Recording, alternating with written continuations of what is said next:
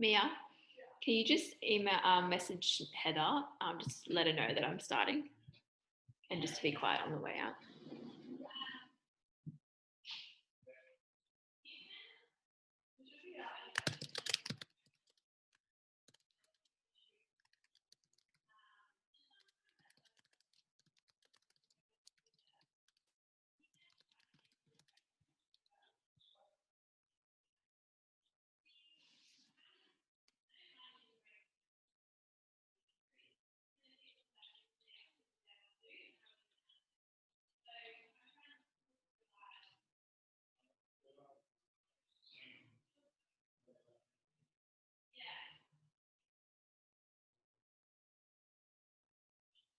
Can you just check that it's going live as well?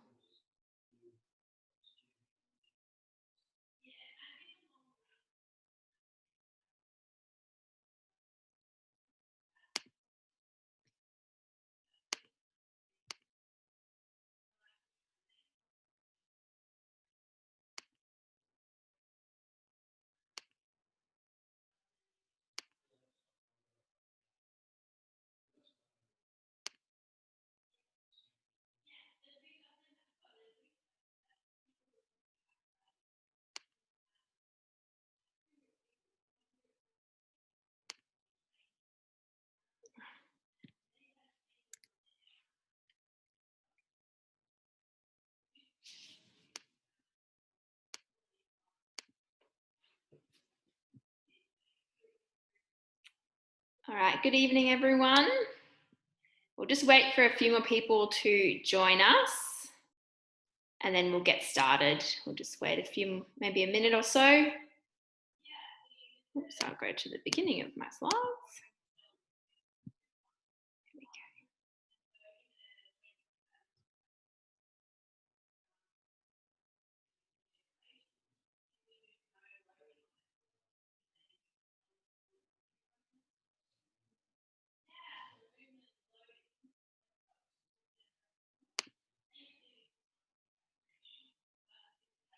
All right.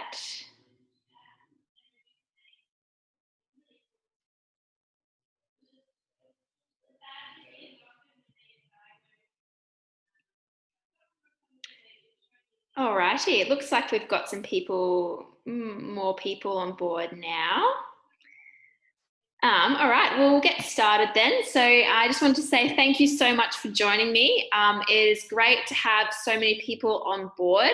And just before we get started, I just wanted to go through a few housekeeping things. So first of all, down the bottom of your screen, if you're joining us on the Zoom webinar, there's a Q&A button or a Q&A tool. So we will have a Q&A session at the end of the webinar. So if you do have any questions, then write them in there and I'll be able to look at those questions at the end. Second of all, there is also a hands up button. So if you found that button, press on it and I'll get lots of virtual hand raises. Yep, got a few now, which is excellent. I'll be asking some questions throughout the webinar. And so I'd love you to use that tool to let me know if you're along with me. After the webinar, you'll also receive an email with some resources in it that I talk through tonight. So they'll probably come tomorrow night to your inbox. So just be looking out for that. And then lastly, if you've got a pen and paper, feel free to write down any notes or any questions that you have. Excellent. Well, we shall get started then. So the purpose of this webinar. So by the end of this webinar, it's my hope that you understand what actually happens inside of our bodies as we age. So looking at the processes of how tissues and organs adapt or decline over time. It's my hope that you understand that the onset of these aging processes can be prevented or prolonged through appropriate physical activity. And that you understand how to get started and working your way up to meeting the physical activity guidelines. All right, but before we go any further, I just wanted to introduce myself a little bit. So I'm Kelly. I'm an exercise physiologist here at Target Physio. I'll talk more a bit about what an exercise physiologist is later on in the webinar. But for the meantime, I love being active and playing sport. I love spending time with my friends and family. And I've been getting into cooking recently as well, which my husband is thrilled with. And I have a real passion for exercise for older adults. So ensuring that the more mature members of our community are looked after and they age well and they maintain their activity for as long as they can. I'm involved in a few older adult initiatives around the community as well. And I love seeing how exercise can bring people together. So an overview for this webinar, we're looking at three main questions. So our first question is, what is the aging process of? And we'll look at muscles, bones, joints, the brain, and we'll also touch on balance and falls as well. And we'll also look at how can physical activity help us? We'll look at how it can help the aging body and chronic diseases as well. And where to start, or are you doing enough? We'll look at the National Physical Activity Guidelines and then what exercise physiology can do for you as well. And then lastly, we'll finish off with a question and answer time as well, like I mentioned. But before we get through anything, I really want to emphasize that it is normal to have changes in the body. So on the outside, it can look like wrinkles, it can look like grey hair, it can look like a little bit of flab here and there that wasn't there before. But it's the same for your insides. There's normal changes that go on in your body, and that's what we'll discuss tonight as well. So we'll get started. So the aging process of muscles. So muscles consist of different fibers that use different mechanisms to metabolize the energy that comes into our body. So loss of these fibers due to age or lack of use can lead to inflammation, it can lead to adipose or fat infiltration into the muscle, fibrosis, and reduced capillarization as well. So when we exercise and we do certain movements, there are micro tears that form in our muscles. The body recognizes these tears and will repair the tissue back together to make it stronger. And with age, there's a reduction in these cells that muscles rely on for that muscle repair or protein synthesis, and therefore we lose our strength. As our muscles age, the motor units that innervate our muscles also decrease, which can lead to changes in our muscle composition. So circulation issues can also arise and affect how oxygen is delivered to our working muscles, which can then lead to a reduction in our muscular endurance. So why you might feel like your muscles are getting tired more quickly when you're doing everyday tasks. So for muscles, it's about what's on the inside that counts. So it's important to emphasize here that it's not how big your muscles are, but how they function is the most important thing. So age-related loss of muscle function is known as sarcopenia and is a really common diagnosis in adults. However, it's not a life sentence, as we will discover very soon. So next we'll move on to the aging process of bones. So bones serve multiple purposes in our body. Other than just keeping us upright and not making us look like jelly, they protect our internal organs. They allow us to walk and weight bear, and they're home to our bone marrow, which helps create our red blood cells. And they're a reservoir for our calcium homeostasis as well. And so with aging, these functions can become impaired. So our bones stay strong through the bone remodeling process. So bone tissue is resorbed. That is like the process which these little cells called osteoclasts, they break down the tissue in bones and release minerals into our blood. So osteoblasts are another type of cell. They then come in and they lay down the new bone tissue, which creates that nice and shiny new bone and makes our bones stronger. When this process slows down, so our calcium stores can become depleted, which is why there's an emphasis often on older adults including more calcium in their diet. But when bone is broken down at a faster rate that it's laid down, this can cause bones to become weak and brittle. And this can often lead to a condition called osteoporosis. And so unfortunately for us ladies, it is more common in postmenopausal women due to significant hormone changes that occurred during menopause. So that's a bit unfortunate for us, but The strength of a bone as a tissue is determined by the amount of mineral there is, so known as bone mineral density. So this can be a marker of fracture risk. Therefore, balance and falls prevention is often emphasized as well, but I'll talk about that in a moment too. When you lose bone mineral density, the bones can become thinner, and if this occurs in your vertebrae or your spine, people can tend to shrink a little bit and lose height. And a reduction in bone mineral density can also lead to that osteoporosis, so that weak and fragile bones. So the aging process of joints. So joints are often the cause of a lot of pain and discomfort as we get older. But before we get into more of that, I want to emphasize that most of our larger joints, they aren't just the surface of two joints themselves. It consists of a capsule, which is the membrane, the fluid inside the joint, as well as the cartilage. So as our body matures, the cartilage may degenerate and begin to rub together and cause it to become thinner, the cartilage to become thinner. So the fluid in the joints may also decrease, and this fluid is there to reduce the friction between the articular surfaces of the joints when we move. So joints can become stiffer and less flexible due to changes in the connective tissue of our tendons and of our ligaments that surround the joints. And that can lead to a limited range of motion in the joints as well. Now, this can be a bit concerning, especially with our walking and our gait, because we need our joints to work in their full range of motion to avoid falls and trip hazards as well. So this may also cause the joint to become less resilient and susceptible to damage. And in some cases, there might be a diagnosis of osteoarthritis. So it affects the whole joint, including the bone, the cartilage, ligaments, and muscles.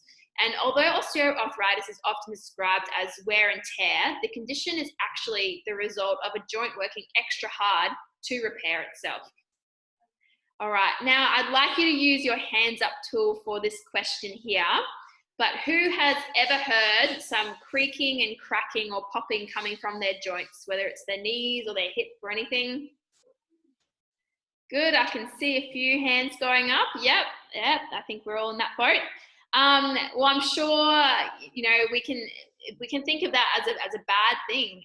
You know, when you hear a noise in your car, it usually doesn't sound, it's not a good thing. It sounds expensive and it sounds like there's something wrong.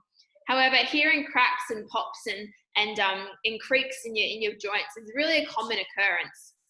So as the cartilage wears away, this can cause more noise from the rubbing that's going on. There could be little bubbles in that joint fluid we discussed that just pop when we move, or it could be the sound of just a tight muscle moving over a bony process on the joint, on the bone. But if there is cracking or creaking or anything like that, accompanied by inflammation or consistent pain or swelling, that's when it's worth seeing a health professional to get some more advice. All right, we're just going to have a little bit of an interlude here while I just take a sip of water. But this slide here kind of alludes to our next part in our webinar. I did have a little bit of fun looking through some cartoons to find for this. But next, we are going to be talking about the aging process of the brain. So our brains are responsible for a lot of what we do every day. They help us to perceive things around us, to send messages to our bodies, and they remind us to help us pick up milk on our way home. As we age, our brains shrink in volume, particularly in our frontal cortex. And so this frontal cortex is the center for our speaking, our body movement control, problem solving, our writing, and our concentration. So significant degeneration in this area contributes to conditions such as Alzheimer's and dementia. And memory decline also occurs with aging as brain activation becomes more bilateral for our memory tasks. So as mentioned, the frontal cortex is responsible for body movement control. Therefore, degeneration can contribute to a loss of coordination and motor skills as well. So there's also changes in neurotransmitters and hormones which help to regulate our cognitive and our motor performance as well. All right, so I'd love you to use your hands up tool again. So who's been feeling a bit more wobbly on their feet nowadays? Yep, getting a few hands as well. Okay. So like our memory, if our balance is something that can decline if we don't train it, it can decline over time. So our balance system consists of 3 different systems. So our first one is our vestibular system. So that's our inner ear. And so we have little semicircular canals that fluid passes through, and our brains gather information from the ratio of flow to work out the orientation of the head, and therefore that contributes to our balance and our spatial orientation as well. Our second system is our visual system. So our eyes give us so much input for our brains to process, to perceive how deep we need to step down, how far away the crossing is from us, or how close we are to the car in front of us. As we age, our vision can decline, and our brains can become slower to perceive the information that we see. So if we get injured or deconditioned, then our brain begins to rely less on our periphery, which is something I'll talk about next, and becomes more dependent on our eyes.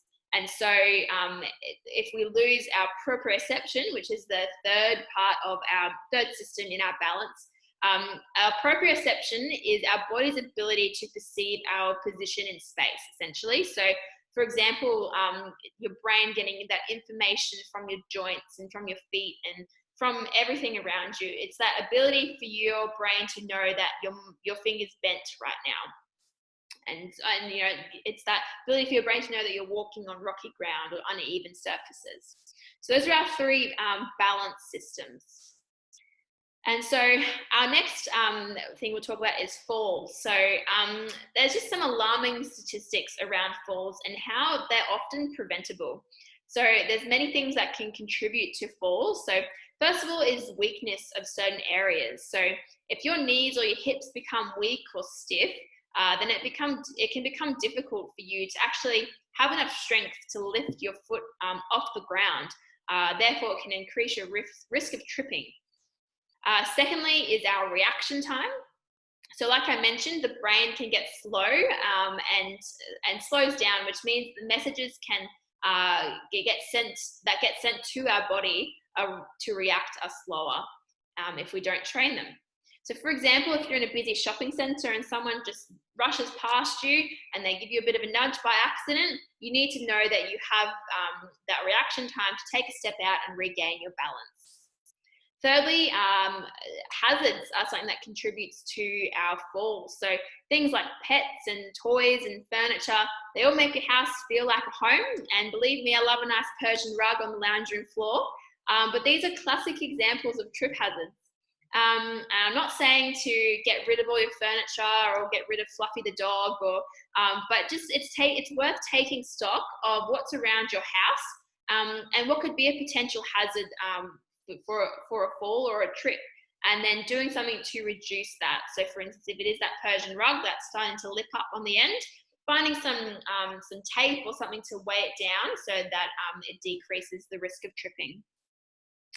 And also chronic diseases. So that's something that can affect our falls risk as well. And so some can lead to a decreased sensitization or neuropathy in our legs and feet, which can also lead to falls as well. So even though you might experience neuropathy, it's definitely not an excuse to avoid training your balance as well. I didn't mention this on the slides, but one other thing that is important with falls is just common sense. Don't be afraid to ask for help. For instance, if you don't feel comfortable getting up on a ladder to fix something on the gutters or something like that, then ask someone else to do it. There are a lot of ways that, just common sense can come into our falls prevention. All right, so now that we've chatted about aging and some of the things that can happen in our bodies, you might be feeling a little bit overwhelmed. I can understand that. But I want to emphasize that changes in our body are normal. Changes in our bones, our muscles, bones, brain, everything like that is normal, and it doesn't have to be all doom and gloom. and none of the things that I mentioned may affect your day-to-day activities. But I want you to know that there is hope. So that is physical activity or movement or exercise or whatever you want to call it. It is important and it's good for you and it can help you. And I understand that one of the most common things I hear is that everyone hates the word exercise. It's definitely not everyone's favorite word, but let's look at some ways that we can prevent those sore bits using movement. So how can physical activity help the aging body? Well, let's start with our muscles. So when we exercise, particularly when we do muscle strengthening exercises, our muscle fibers sustain those little micro tears that I mentioned in the beginning, and then they use the protein to fix up and make it stronger. So I like to think of it like a scar. When the tissue splits or the tears, the body then heals itself and it makes the skin thicker. It's the same principle for our muscles. So strengthening your muscles is important for a number of reasons, but most importantly in my book is that it just keeps your capacity to do your everyday tasks. So if you let your muscles decondition, you'll find things like getting off the toilet or picking up the groceries or cooking dinner a lot harder. So having decent muscle strength also helps to protect our joints. So it reduces the load on them, therefore can improve their function and reduce pain as well. So physical activity also maintains and can improve your endurance. So it keeps you strong to maintain your ability and avoid fatiguing quickly. It can increase circulation and the innervation in your muscles as well. I also wanted to touch on the progressive overload principle. So our bodies are amazing in the way that they can adapt to load. And so this involves increasing the demands on our muscles to continually and progressively make improvement on our strength. So if you've been doing the same exercise at the same weight, at the same sets and reps for years and years and years, it's time to shake things up and challenge those muscles. So we'll talk about how physical activity helps our bones. So strength training is not just for muscles, but it's for bones as well. So bone is a living tissue and it changes in response to the forces placed upon it. Muscles are attached to our bones and therefore when we exercise them, the tendons pull on the bone, therefore stressing it and then sending a message that that new bone or those osteoblasts need to lay down that new bone tissue.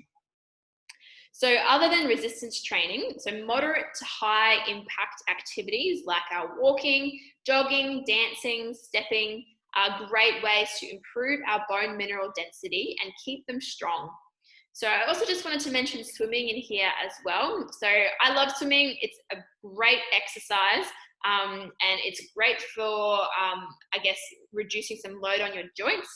However, I believe it needs to be done in conjunction with some weight-bearing activities. Otherwise, your bone mineral density is not going to be maintained. It's not going to improve over time as well. So physical activity and the aging body for our joints. So main thing I want you to take away from this part of the slide is that motion is lotion. So physical activity, it boosts the circulation of that fluid that's in our joint. So if you think of a car engine, the fluid makes it run smoother, but when the car isn't driving, it just sits there idly and it rusts your engine essentially. So exercise can help to increase our joint tolerance, our flexibility and our range of motion as the ligaments that surround the joint are being moved. So physical activity is necessary for weight reduction as well. So with a reduction in our weight, we are also taking the stress off of our joints as well. So research also shows us that exercise is vital in the management of osteoarthritis as well. And so if you do suffer from osteoarthritis and want some guidance, our physios Tom and Cameron are running a program specifically for osteoarthritis of the knee and the hip. And so I will include some more information about this in that email that goes out to you tomorrow. And the brain, so physical activity helps the brain because when we exercise, we need to engage our brains to perform movements. So this contributes to a reduction in that age-related decline in our brain volume. It improves our blood flow to the brain, which can improve our oxygen delivery and helps to retain our neural pathways. So evidence also shows that it decreases our risk of dementia and mental illnesses as well. And group exercise is a great way to combat loneliness and encourage social interaction. And I think that is so important. It's a bit hard to do at the moment, unfortunately, but once restrictions are lifted, group exercise is an amazing way to boost your mood. And I just wanted to emphasize again, balance and falls prevention in this. So that's all connected to everything that I've talked about. Exercise, our brain stays active, allowing us to process and perceive what's around us. Physical activity keeps our muscles strong and able to react and lift our legs when walking, allows our joints to move through their normal range of motion. It's all connected, so it's worth it. I also wanted to touch on chronic diseases as well. So I understand some of you might already have a diagnosis of something from your GP, or you've lived with something for a long time. However, I want to encourage you that a diagnosis is not a life sentence.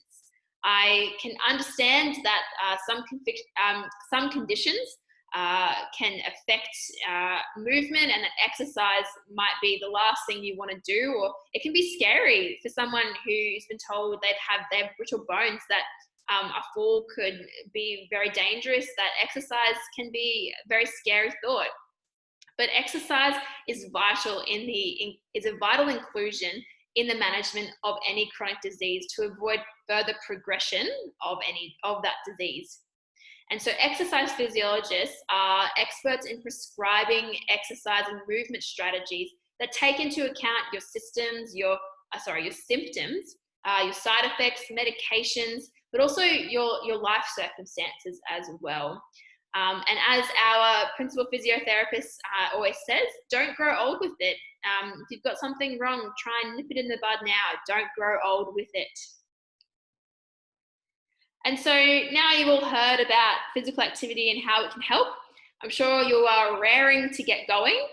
And some of you might already be sufficiently active. But the best way to measure this is through using the physical activity guidelines. So let's think about these questions here. So what are you currently doing? So what exercise, what physical activity are you currently doing? If you've got your pen and paper, you can write it down. Otherwise, think about it in your mind. Second question is, does it meet the physical activity guidelines for someone my age? Just hold that thought, because we're going to discuss that in our next slide. And if not, where can I make time to be more active in my life? Oops, I'll go back to that one. So I really want to emphasize at this point that you don't need to make exercise a big deal or clear out 30 minutes of your diary every day and give up doing all these things that you love just to exercise. And I understand that some of you who are watching might still be working full-time or part-time. The exercise is really hard to fit into your day, and that you have other responsibilities that are prioritized higher than exercise. So the easiest way to do this is just to do little bits here and there. So I love using the analogy of when you're making your coffee in the morning, waiting for the kettle to boil. You've got, a minute or two there that you can, do some high knees or go for a walk around your kitchen bench a few times. There's things you can do when you're waiting in line at the shopping center, things like that. It's if you added all those things together, you'd be surprised at how much time you can be spending towards moving your body. And the last question is, if you can make the time to be more active, or if you are already active, is there anything that you need to include in your activity to make the most of it? So if you're meeting the guidelines, then that is fabulous. Keep it up. But I still want you to think about what type of activity you're doing. So I'll take that swimming analogy that I spoke about before. If you're just doing swimming, then that's great. However, I'd really encourage you to start doing some more weight-bearing activities such as strength training or some land-based cardio work as well, just to make sure that you're covering all your bases. And I also wanted to touch on mental barriers as well. So if there's something, I guess, mentally or psychologically that is preventing you from getting started, this might look like low motivation or just lack of confidence, then I really encourage you to discuss that with your exercise physiologist or with a counsellor. And so we're fortunate enough to have Jo from Life Counselling Centre. She practices out of our Kenmore clinic, and she specialises in helping you through weight management issues and other barriers to exercise, and even just pain, like the trauma from pain that you're experiencing as well. So she's an expert in that, and I definitely encourage you to use her if you feel like that's one of your barriers. And so now we'll just look through what the physical activity guidelines actually are. And so for adults, well, first of all, for all ages, that doing anything is better than doing none. So if you feel like you're failing because you can't, do 30 minutes a day, if you're doing 10 minutes, then that's great. Keep that up. Doing anything is better than none. So for our adults aged 18 to 64, we want you to accumulate 150 to 300 minutes, so it's 2.5 hours to 5 hours of moderate intensity physical activity, or 75 to 150 minutes, or an hour and a quarter to 2.5 hours of vigorous intensity, or an equivalent combination of the both of them each week. And I'll touch on the intensities in a minute. It's also a recommendation to do muscle strengthening activities on at least 2 days a week, and to minimize the amount of time spent in prolonged sitting. So for those working from home at the moment, that's something that's really important as well. For our older adults, so those aged 65 and over, older people, they should do some sort of physical activity no matter what your age, your weight, your height, your health problems, or your abilities. So just doing something, again, is better than doing nothing. They should be active on as many days as possible and should try to accumulate at least 30 minutes of that moderate intensity physical activity on those days. So again, just want to touch on those intensities. So moderate intensity activity is when you are getting a little bit puffy, but you can still hold a bit of a conversation. And then the vigorous side of that is when it's very puffy and you're finding it very difficult to hold a conversation. So those are the two types of intensities there. And with everyone, no matter what the age, is to work your way up if you are currently inactive. So if you're not doing anything, if you've identified that from the last slide, the question there, then don't start raring to go to your 150, 300 minutes, but start to work your way up. And if you do need some help to find ways to do that, we have a lot of Facebook videos on our Facebook page that we've done that can help you with starting to do more physical activity. So I just want to talk about what exercise physiology is, because it's a question that I get very often. And that exercise physiology, it combines the science of the body and its systems, so physiology, mixed with the science of movement, and that's to create different movement strategies to assist with a range of health conditions. So it's not just a fancy name for physiotherapy or anything like that. Both exercise physiologists and physiotherapists are two separate professions that are both recognized as allied health providers. However, physiotherapy has been around for longer, so it's just a bit more well known. So as an exercise physiologist, I treat patients and use clinical exercise strategies as my main way of doing that. Although I also focus on behavior change and a bit of like self-management techniques and concepts as well. So again, like I mentioned, we take into account your life circumstance, your symptoms, your medications, and create an intervention for you that is going to help you get the best out of life. And so I guess the difference is that physiotherapists, they do a bit more work with diagnosing injuries, and they have the ability to do manual therapy as well as exercise-based therapy. So exercise physiologists are most suitable health practitioner to write and supervise an exercise program and journey with you as well.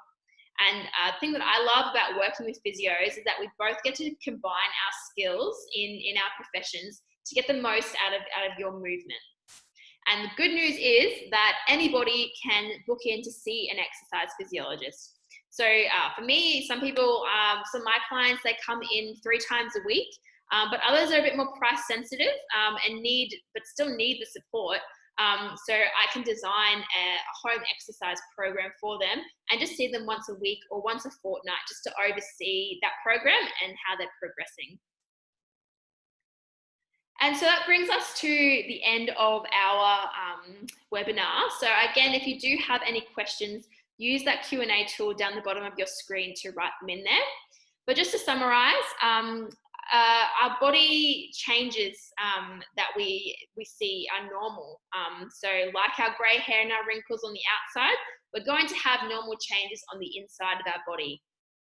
So aging can have significant effects on our muscles, our bones, our joints, our brain, and our balance. But there is hope, and that is physical activity. It can prevent or prolong the onset of age-related changes to our body.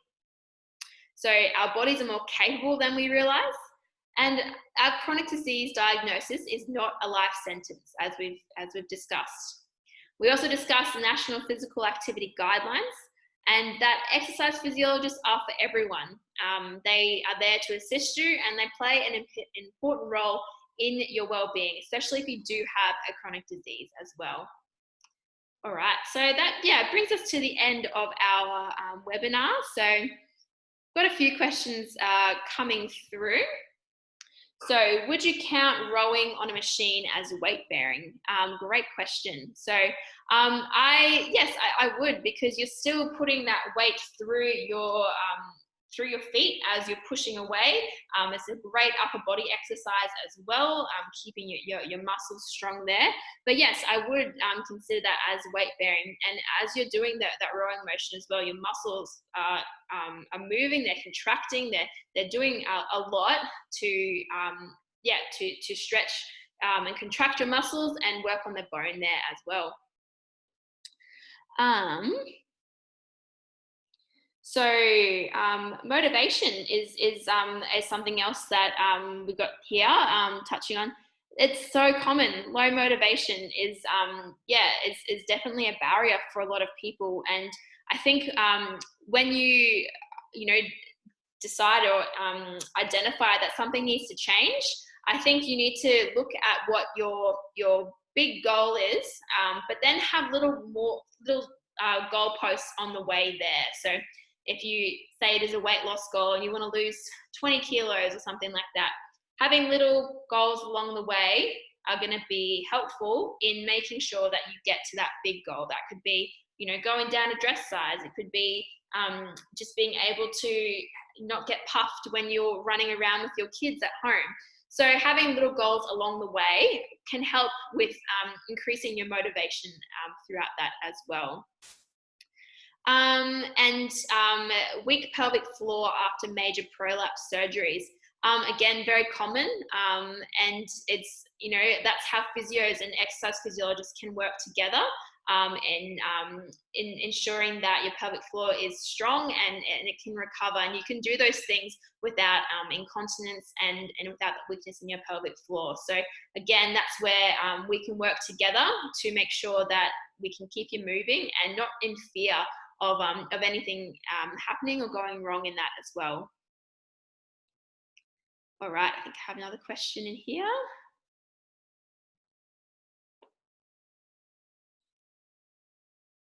All right, I had one. So does cleaning the house count as exercise? Great question. It's a very common question. People think, it's very common. Again, I just want to refer back to the moderate versus the vigorous intensity. So if cleaning the house makes you a bit puffy, then I would count that as exercise. When you're doing your vacuuming, your mopping, things like that, you can become a little bit out of breath. But if you're just doing your dusting or just something that's, the washing, that kind of thing, I wouldn't necessarily count that as exercise. So use your intensity as your way of measuring that. So what could I do for exercise to alleviate sore butt and hip muscles? Because you sit at a computer all day. Well, first of all, break up your sitting periods. So and prolonged periods of sitting. That's our first thing you can do. But yeah, having regular movement breaks throughout the day can really help to alleviate some of those muscles becoming too tight. Also, things like strengthening your muscles in your bottom as well as stretching it at the same time. So that can be really helpful as well. So, but generally, just movement in general, movement and doing it often is a great way to alleviate the sore muscles that you get from sitting down. But yeah, and definitely training them as well. So strengthening them is going to be a big help.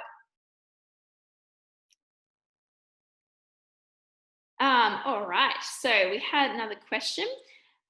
Is exercise physiology covered by private health? Great question. Most private health insurers recognize exercise physiology as an extra that you can get when you get your private health insurance, but just call them to check. So it's covered by most of them, but yeah, again, just encourage you to check that. We had another question here, bit of a funny one. Is jumping to conclusions an exercise?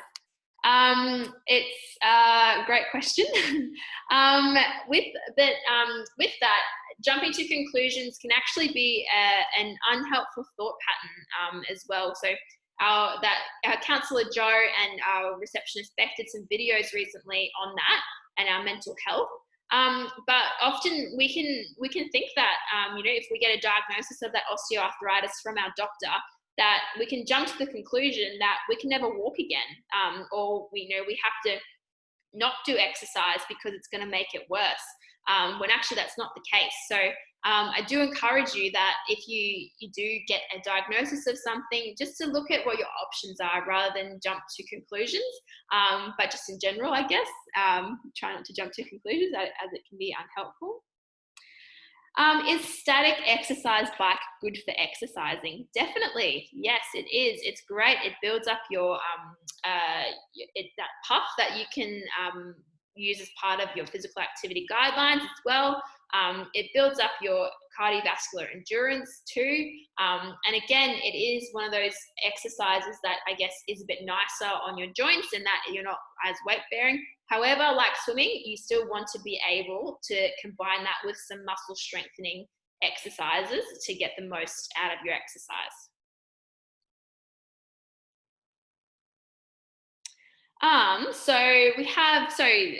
We are on the west side of Brisbane. So we're in Kenmore, and that's where I practice out of. But how do I find a good exercise physiologist in my local area? Is there a list of somewhere that I can choose from? If you're on Facebook, I suggest if you're part of your community group on Facebook, just putting a recommendation in there. Or just Googling exercise physiology and your suburb is a great way to find someone.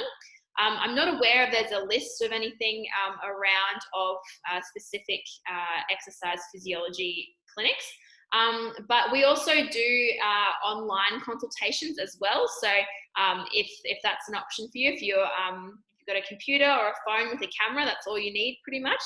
But yeah, we do offer online consultations as well.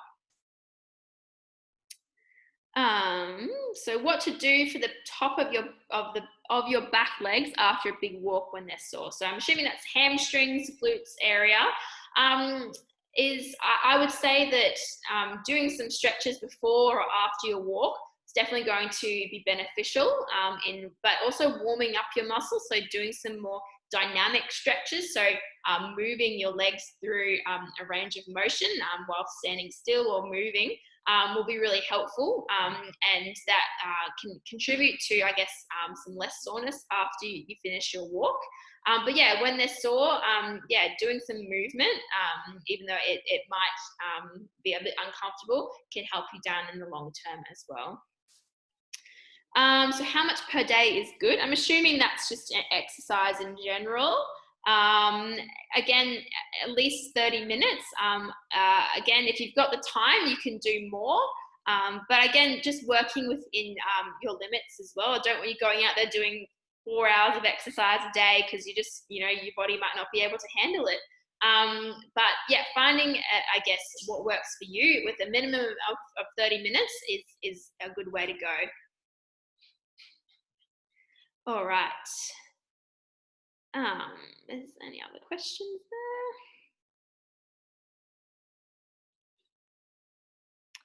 there? All right. I don't believe there's any other ones at the moment. But again, my details are on the slide here. So if I have missed something, please do email me on that email and I will respond to you personally. So like I mentioned, I'm available for in-clinic and online appointments. And at the moment, we actually have an offer where you can get 50% off your first and your second appointments. Which is great. And yeah, I would love to meet you in person and be able to journey alongside you in getting you back to where you want to be. So yeah, thank you so much for joining me. And yeah, look out for that email tomorrow that you'll get tomorrow night with some resources in it. But yeah, thanks so much, everyone. Bye.